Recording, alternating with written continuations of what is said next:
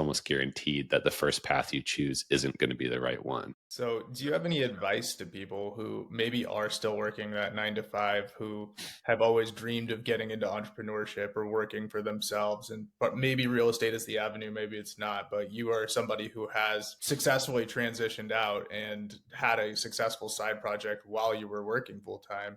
What would your advice be to those people? Best thing I can do to say is just start. If you know where you want to end up, and that's looking at your long term goal of where do you want to be in 5 or 10 years, what aspects of your life do you want, and then what do you need to do to make your life be like that in the future.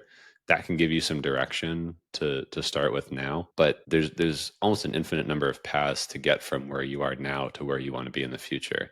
And because of that, it's almost guaranteed that the first path you choose isn't going to be the right one. So it's not worth the time doing that analysis and trying to figure out the absolute perfect plan, because I guarantee it's going to change 100 times. So it doesn't matter really what that initial path is. It just matters that you start, because then you start figuring out what things don't work, which leads you closer to figuring out what things do work. And the safest way to do that is while you do still have a job. So if you are a W-2 person, start trialing things, because if you fail, which you're very likely going to, then you still have that stable income to rely on. And then you can just keep trying until you get traction.